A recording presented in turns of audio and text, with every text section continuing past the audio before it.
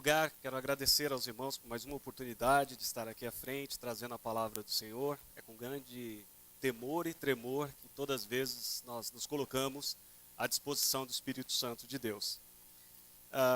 Nós estamos seguindo o calendário do cristianismo, do qual hoje seria a ascensão de Jesus Cristo. Nós já passamos pela Páscoa, a crucificação de Jesus, e é justamente sobre esta ascensão que nós traremos uma palavra nesta noite.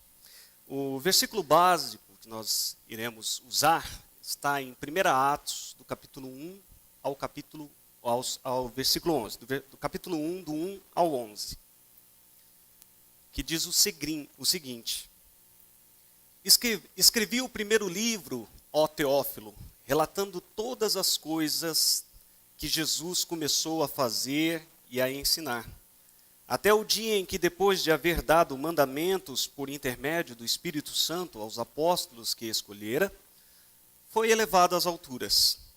A estes também, depois de ter padecido e se apresentou vivo com muitas provas incontestáveis, aparecendo-lhes durante 40 dias e falando das coisas concernentes ao reino de Deus. E comendo com eles, determinou-lhes que não se ausentasse de Jerusalém, mas que esperassem a promessa do Pai, a qual disse: e de mim ouviste, porque João, na verdade, batizou com água, mas vós sereis batizados com o Espírito Santo, não muito depois destes dias. Então, os que estavam reunidos lhe perguntaram: Senhor, será este o tempo em que restaurareis o reino de Israel?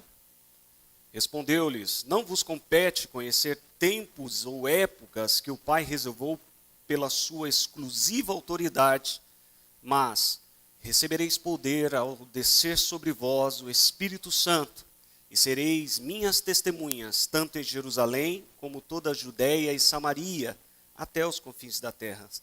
Dita estas palavras, Jesus foi elevado às alturas, à vista deles, e em uma nuvem o encobriu dos seus olhos. E estando eles com os olhos fitos no céu, enquanto Jesus subia, eis que 2 varões vestidos de branco se puseram ao lado dele e lhes disseram: Varões galileus, por que estáis olhando para as alturas? Esse Jesus que dentre vós foi assunto ao céu virá do modo como viste subir. Quando nós observamos o capítulo 1 do livro do Atos dos Apóstolos, nós percebemos que Lucas, também conhecido como médico amado, ele está começando o livro dele de Atos da mesma forma que ele terminou o seu evangelho, o evangelho de Lucas. Logo em suas primeiras palavras, nós encontramos: escrevi o primeiro livro, ó Teófilo, relatando todas as coisas que Jesus começou a fazer e a ensinar. E é justamente por conta disso que nós precisamos entender o que estava acontecendo para que Lucas buscasse escrever uma continuação para uma história que ele já havia contado em seu evangelho. Imagine a narrativa presente no evangelho de Lucas, no último capítulo, capítulo 24, quando Lucas está fechando o evangelho dele. Era domingo de manhã, domingo alta madrugada. A névoa cobria o caminho até a caverna aonde o corpo de Jesus estava. Um clima de medo, de insegurança, tristeza ainda pairava no coração e nas mentes dos que foram muito próximos a Jesus. Havia mais perguntas do que resposta. Ele era mesmo filho de Deus? Será que viria outro Messias, outro anunciando ser o Filho de Deus? E os milagres que ele haviam feito? Por que ele não se salvou da crucificação? Por que ele deixou ser humilhado pelos romanos e pelo sinédrio? Enquanto essas perguntas castigavam a mente de seus discípulos, algumas mulheres piedosas vão ao sepulcro de Jesus para embalsamar o corpo de Jesus. Era uma tradição judaica. E também para chorar a sua morte. Ainda era muito recente a perda do mestre. Em meio aos pensamentos, a tristeza, um grande susto. A enorme pedra que fechava a entrada da caverna havia sido removida. E ao invés do corpo de Jesus, elas se deparam com 2 varões com vestes resplandecentes. Irmãos, de madrugada, vestes resplandecentes no escuro. Eu tenho certeza que você sairia correndo. Eu sairia.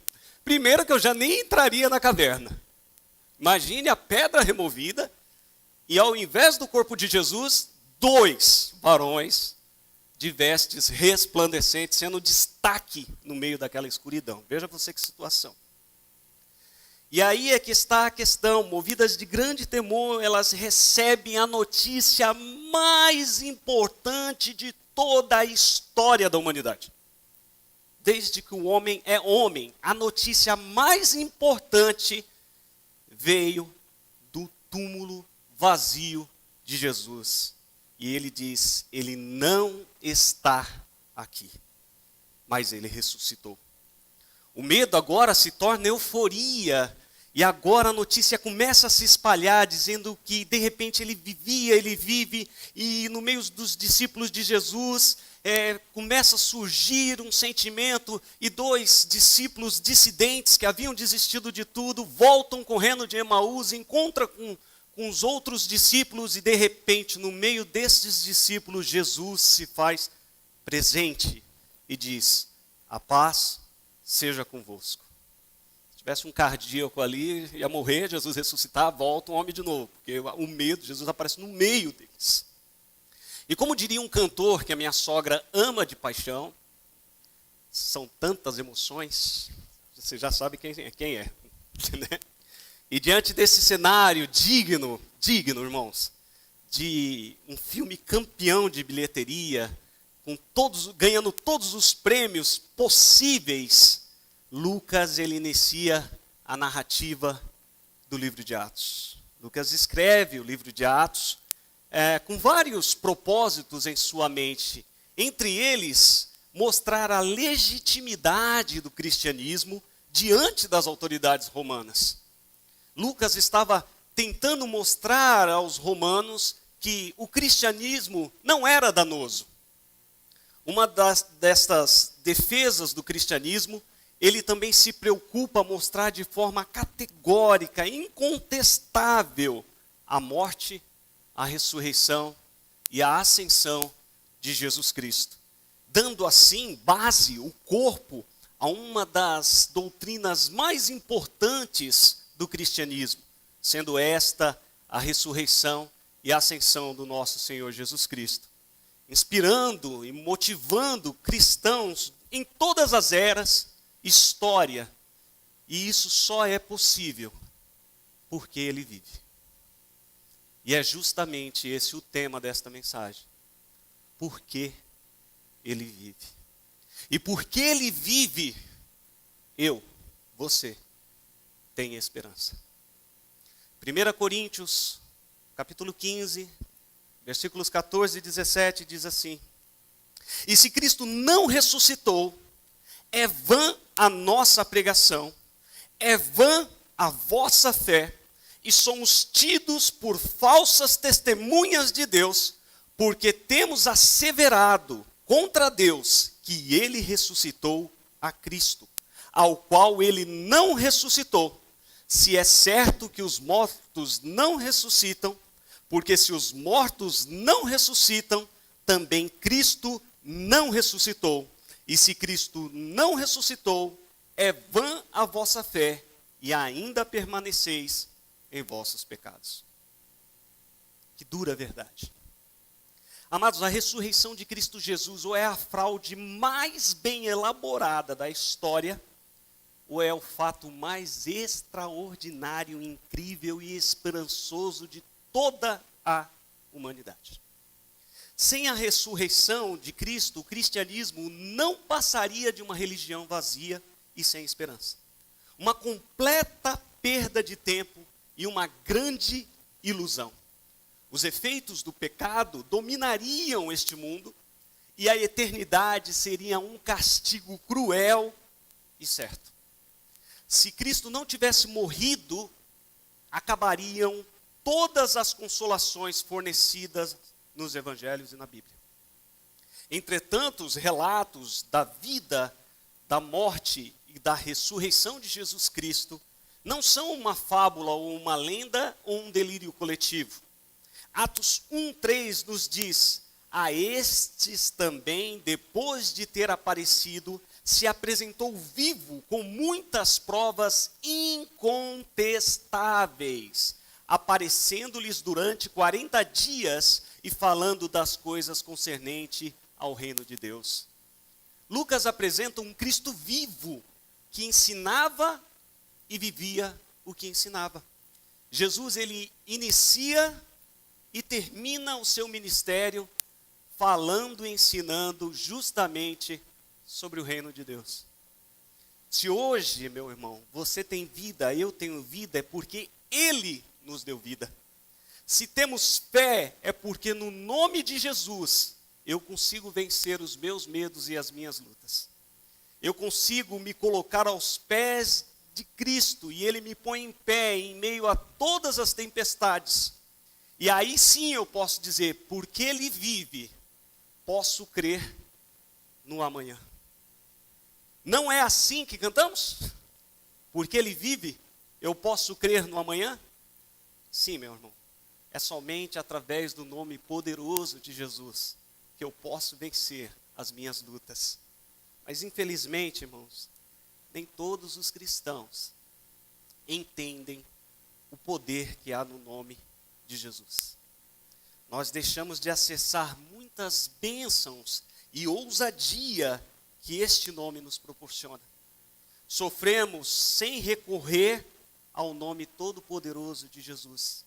Esquecemos que muitas vezes muitos irmãos sentem um peso cobrado na mente, no coração, no dia a dia, esquecendo que Jesus pagou esse preço na cruz. É na cruz que nós fomos perdoados de nossos pecados. Este foi o preço pago e muitas vezes somos cobrados e cobrados e recobrados e cobrados de novo. Cantamos, mas não cremos realmente em um amanhã. A gente ultimamente tem vivido com medo.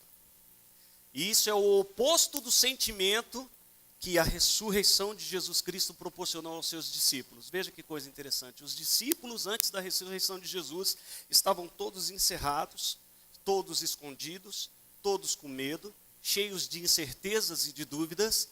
Isso antes da ressurreição de Jesus. Quando Jesus ele é ressurreto, o medo dá lugar à alegria, a morte ela é destruída e dá lugar à vida. Jesus ressuscita e Ele ressuscitou e vive em mim e vive em você. Sim, agora mesmo, Jesus está aí, do seu lado. Ele está conosco. Sabe essa força que nós temos para suportar a rotina, o dia a dia? Sabe essa alegria que vem sem avisar? O povo fala, você está alegre por quê? Por que você está alegre? Sabe essa paz que te invade, que você dorme? Tem alguns irmãos aqui que até roncam. É bênção. Irmão, roncar é bênção. Quer dizer que quando está no sono tão profundo que pode acabar o mundo e está dormindo. É uma paz, né? É até bonito de ver, né? Ele dormindo, sabe? É lindo de ver. Já passei alguns acampamentos com alguns adolescentes que quando acaba a bateria deles é incrível. Parece um anjo dormindo. Dorme que é uma beleza, mas quando acorda é um leão. Então, essa paz, sabe? Essa paz, essa alegria de ver os irmãos, de estar com os irmãos. A gente não está nem se tocando, né? Não está nem se abraçando, porque nós gostamos de nos abraçar. Né? Tem cada irmão que ele conserta a tua coluna no abraço, amigo. É um quiroplata, ele pega você, 2 palitos você está arrumado. Então assim, a gente gosta disso. E nem estamos fazendo isso, e há uma alegria no meu coração de estar aqui, há uma alegria no seu coração. Da onde vem esta alegria? Essa paz vem dele. É ele ressurreto que proporciona isso na sua vida. Porque ele vive, posso crer no amanhã. Mas não apenas ter fé e crer no amanhã. E isso porque ele nos fez uma promessa. Atos 1:4 nos diz, e comendo com eles, eu acho isso muito interessante. Veja como Jesus ele é ressurreto e Jesus está comendo com os discípulos. Sabe, no final do versículo do capítulo 24 de Lucas, há um momento que os discípulos estão assim, eu não estou acreditando que é Jesus no nosso meio. Jesus olha para eles e fala assim, tem alguma coisa para comer? Sabe, chega a ser cômico. Sabe, todo mundo preocupado, é o mestre, é Jesus, ele apareceu aqui no meio, Jesus olha para todos eles e fala assim, e aí, o que tem para janta? O que tem para comer? E veja você, ele está comendo com os discípulos. Ele está comendo com os discípulos e de repente ele diz, olha, e comendo com eles, determinou-lhes que não se ausentasse de Jerusalém, mas que esperassem a promessa do Pai. A qual disse ele, de mim ouviste, porque João, na verdade, batizou com água, mas vós sereis batizados com o Espírito Santo, não muito depois desses dias. Jesus, ele dá meio que um spoiler para os discípulos. Ele, como um pai que quer dar um presente para o filho, Jesus anuncia um grande presente para todos nós. A descida do Espírito Santo. E aqui fica um suspense, porque semana que vem nós falaremos sobre isso. A descida do Espírito Santo. A morte e ressurreição de Jesus segue um propósito que inclui a mim e inclui a você em seu objetivo. E porque ele vive, eu e você temos uma missão. Atos 1:8 nos diz, mas recebereis poder ao descer sobre vós o Espírito Santo, e sereis minhas testemunhas, tanto em Jerusalém, como toda a Judeia, Samaria e até os confins da terra. O que é interessante é que o livro de Atos não é para ser estudado como uma história remota, distante, foi lá atrás, mas como um desafio presente para mim e para você. É verdade, os tempos mudaram, mas Deus não mudou. As circunstâncias são outras, mas o Evangelho ainda é o mesmo. Não pregamos um Cristo que viveu e que agora está morto. É bem ao contrário, nós vivemos um Cristo que esteve morto e agora está vivo. Quantas vezes, ainda mais nesses dias, você foi abordado por alguém que perdeu as esperanças? Pense aí. Nesses dias isso se tornou normal e já estão chamando esse normal de o novo normal. Pessoas que estão totalmente quebradas, confusas, enganadas, desesperadas, revoltadas, desamparadas. Não era diferente nos dias dos apóstolos, viu, irmãos? Às vezes nós olhamos e pensamos, não era diferente. Visto que os apóstolos estavam no meio de um império romano que era constituído em sua grande maioria por escravos e pobres. Não havia ali nenhuma justiça ou consideração social ou caridade. Igualmente, aos nossos dias, havia muitas questões políticas que explodiam naquela Roma, inclusive na mente dos discípulos. Veja você que coisa interessante, Atos 1:6. Ele nos diz, então os que estavam reunidos lhe perguntaram, Senhor, será este o tempo em que restaurareis o reino de Israel? Olha, veja você que coisa interessante. Jesus sendo levado às alturas e na mente dos discípulos questões políticas. Jesus sendo assuntado, subindo, já quase, tchau, estou indo para descer o Espírito Santo. Ele, pera, só uma pergunta. É agora que vai resolver a questão política aqui embaixo? Veja você como não é diferente dos nossos dias. E Jesus então, Jesus olha para os discípulos e com autoridade Jesus diz, versículo 7, respondeu-lhes, não vos compete conhecer tempos ou épocas que o Pai reservou para a sua exclusiva autoridade. Isso é com Deus. Se preocupem com a missão que eu deixo a vocês.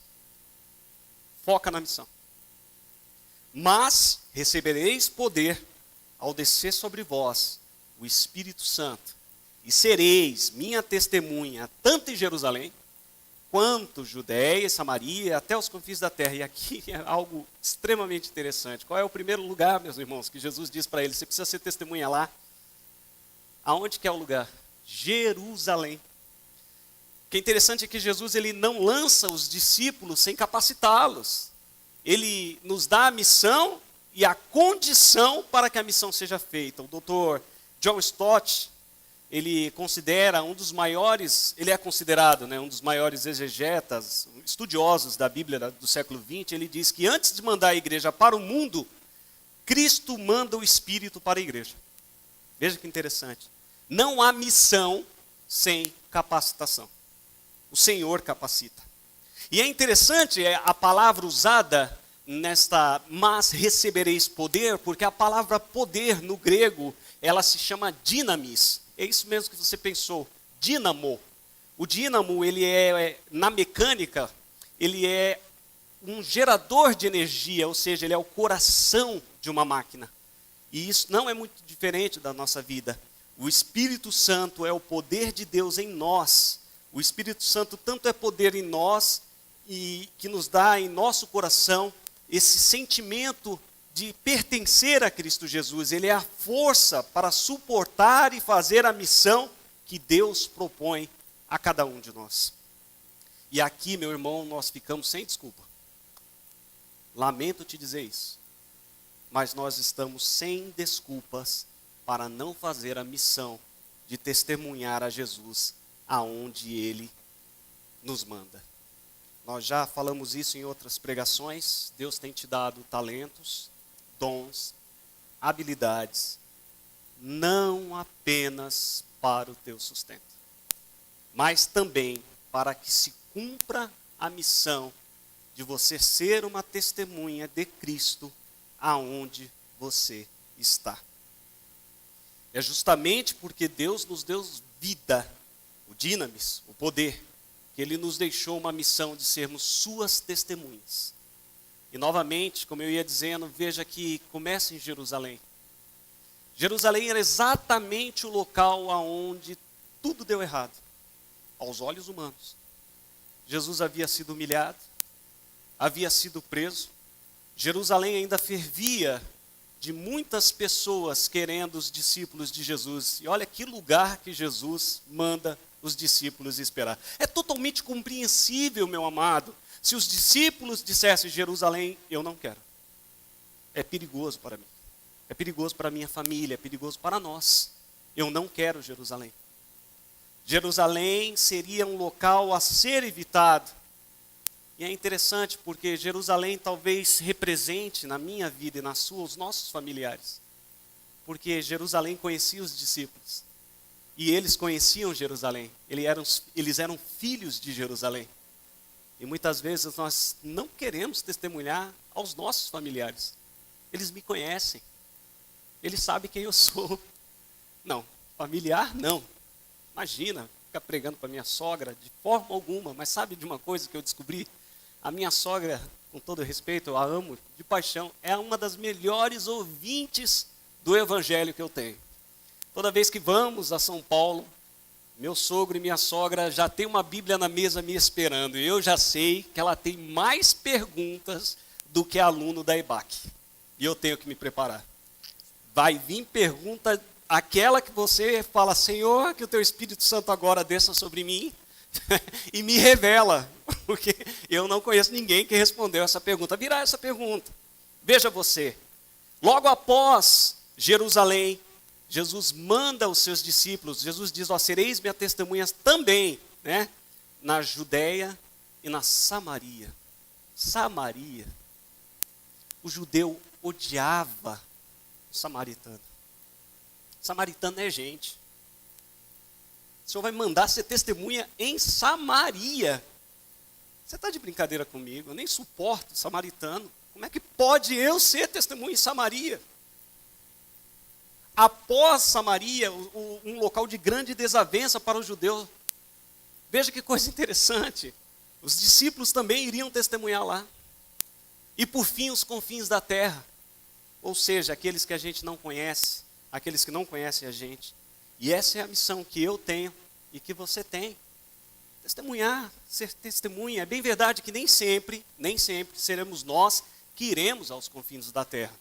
Mas isso, irmão, não retira de nós a responsabilidade com esta parte da missão. Nós podemos financiar quem vai. Nós podemos orar por missionários, tanto em oração quanto em ofertas, mas esta missão precisa estar no seu coração, meu amado. Nós precisamos olhar os povos ao redor do mundo. Há mais de 2.000 povos que ainda não foram alcançados pelo Evangelho. Quando olhamos para países como a China, que tem uma fronteira totalmente fechada para o Evangelho. Quando olhamos para a Índia, um país que tem mais de 10.000 deuses, tudo tem um Deus. É aos confins da terra. Quando olhamos para o Nordeste brasileiro, é aos confins da terra. Eu posso não ir, mas eu posso financiar quem vai. Eu posso me interessar pelo trabalho que está sendo feito lá. Eu posso orar pelo missionário. Isso não exime a minha responsabilidade de ser e estar na missão que Cristo nos deu de testemunhar. Meu amado irmão, Deus nos escolheu, nos salvou e nos deu uma missão. Jesus não apenas nos envia, Ele vai conosco. Isso é maravilhoso, Ele nos capacita para realizar a nossa missão de testemunhar. Observe que as limitações humanas não impediram a igreja de Atos encher o Império Romano com a doutrina de Cristo e com o Evangelho, e de fincar o Evangelho no Império Romano, irmãos. Um Império Romano que era extremamente sincrético, com tantos deuses. O cristianismo fincou porque Cristo capacitou e abençoou aqueles irmãos. O crescimento da igreja, talvez você possa pensar, que Jesus deixou uma missão impossível. Mas não, lembre-se que a missão mais difícil, Jesus fez por nós, subindo naquela cruz. A nossa parte ficou muito mais fácil. Se somos cristãos, irmãos, não há uma opção. Ser testemunha de Cristo não é um acessório. Não é um opcional. Você pode querer, tem com airbag, sem airbag, roda. Não é. Não. Você é cristão, você tem uma missão de testemunhar Cristo vivo. Ele vive e habita em nós. Eu sou uma testemunha porque Ele me salvou, porque Ele me escolheu, porque Ele te salvou, porque Ele te escolheu. E é justamente porque Ele vive, um dia Ele voltará. Atos 1, 10 a 11. Estando eles com os olhos fitos no céu, enquanto Jesus subia, eis que 2 varões vestidos de branco se puseram ao lado deles. Eles disseram: varões galileus, por que estáis olhando para as alturas? Esse Jesus que dentre vós foi assunto ao céu, virá do mesmo modo que o viste subir. E eis aqui uma das maiores promessas contidas nas Escrituras Sagradas. Jesus voltará. E aqui nós precisamos tomar muito cuidado, irmãos, para que não caiamos em 2 erros que comumente ocorrem no coração de um cristão acerca da volta de Jesus Cristo. Ou com frequência estamos demasiadamente permanecendo olhando para o céu e esquecemos que fomos postos nessa terra a fim de cumprir uma missão. Sabe aonde houve um problema muito similar disso? A igreja de Tessalônica. A igreja de Tessalônica, ela acreditava na iminente volta de Jesus Cristo, e aí eles começaram a deixar os empregos e pararam de cuidar das famílias. Começavam a abandonar as famílias e a largar os empregos. O apóstolo Paulo os advertiu, e em sua segunda carta aos Tessalonicenses, ele diz da necessidade de continuar com a vida aqui e com a responsabilidade que nós temos nessa vida. O outro erro, que comumente acontece, consiste em deixarmos que a rotina, que as pressões dessa vida sufoquem, esmaguem o nosso entendimento para não lembrarmos que Jesus está voltando. Da mesma forma como uma cobra constritora que se enrola na sua vítima e vai aumentando a pressão, sufocando, e quanto mais a vítima se debate, o animal ou a pessoa se debate, mais ela aperta. Pior vai ficando, mais e mais, até que sua vítima morra sufocada com toda pressão. Principalmente nesses dias, irmãos, que nós estamos vivendo de isolamento social, em que nunca houve um tempo que, como diria um Marinho, está tudo junto e misturado, né? Estamos todo mundo junto e ao mesmo tempo separado. Estamos na mesma casa, nós estamos vivendo na mesma casa e ao mesmo tempo estamos distantes um do outro. Tem aumentado tanto os problemas no casamento, nos relacionamentos entre pais e filhos. Estamos em casa e nunca trabalhamos tanto. Isso porque nós estamos em casa. As pressões estão aumentando e já há aqueles que estão completamente sufocados com tudo o que se tem falado, que se tem ouvido. Não apenas as pressões fazem isso conosco para nos tirar o foco que Jesus está voltando, mas também os prazeres ilusórios oferecidos por este mundo. Entretanto, meu amado irmão, ele virá. Jesus voltará. Ele nos prometeu que virá para nos buscar.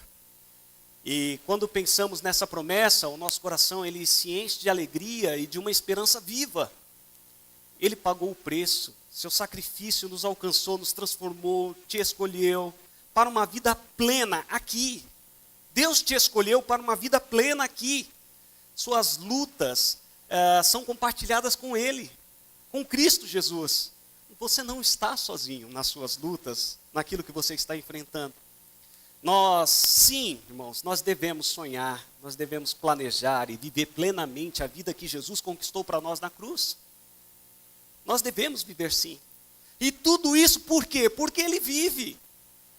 Porque Ele vive, meu irmão, eu tenho a esperança e a certeza que um dia Ele voltará e que toda dor e sofrimento cessará.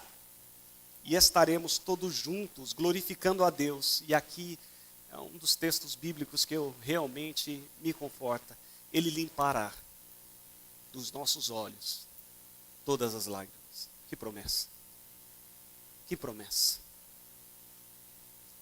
Por fim, meus amados irmãos, o livro de Atos, ele não tem uma conclusão. Porque a história continua comigo e com você. Cabe a nós continuar esta bendita empreitada de levar o Evangelho de Cristo Jesus até os confins da terra e fazer discípulos de todas as nações. Vivendo aqui dignamente, sabendo que o nosso Senhor voltará para nos buscar. Nós temos uma vida nesta terra, sim, que você a viva dignamente. Há algo que eu sempre digo aos adolescentes: se apaixone, ame, viva, sinta alegria, chore quando precisar chorar. Não negue os seus sentimentos, mas lembre que acima de todas estas coisas há uma promessa de um Pai bondoso, de um Pai de amor, que olha para você desde os momentos de alegria aos momentos de tristeza. O Senhor não nos deixa órfãos. E é porque Ele vive que hoje eu estou aqui em pé, testemunhando que o Evangelho me alcançou e te alcançou. Um dia, meu amado irmão, um dia estaremos todos juntos, juntos do Pai, louvando e bendizendo aquele que tem todo o poder. Amém? Oremos, meus amados. Pai, nós te louvamos, porque as tuas promessas, Pai, são eternas, Pai. O Senhor cumpre tudo aquilo que prometeu, Pai, e um dia o Senhor voltará. Porque o Senhor vive. Hoje eu tenho irmãos aqui, Pai, nesta igreja. Porque o Senhor vive, eu tenho esperança, apesar da loucura que o mundo está lá fora.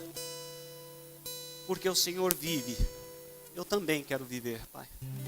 Quero viver a vida que o Senhor conquistou na cruz para mim. Quero seguir, Pai, os teus mandamentos, os teus passos. E quero testemunhar, Pai, que o Senhor habita em mim, que o Senhor habita em nós. Abençoa, Pai, os meus irmãos em suas lutas, em seus deveres, que todos possam ser testemunhas aonde o Senhor tem plantado a tua igreja, o teu povo. Nós pedimos estas coisas no nome santo daquele que morreu, ressuscitou e agora está no céu, à direita do Pai. É no nome de Jesus que nós te pedimos. Amém.